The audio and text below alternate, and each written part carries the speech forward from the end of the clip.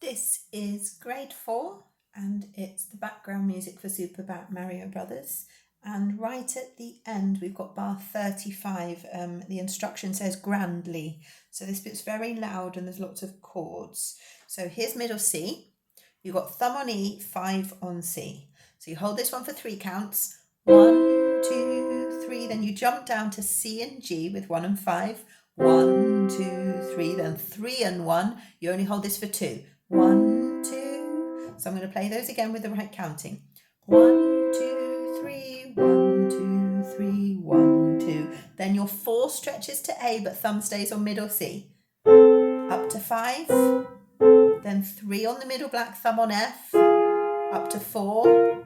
Over with 4 and 2 on E and G. Hold your 4 down. Play the thumb and the 2 again. Okay, so I'm going to play from bar 37 to the end.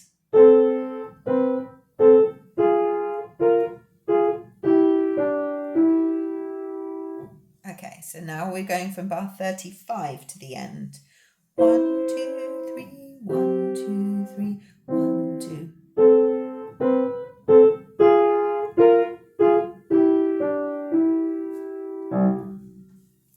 That last note was just a low left hand.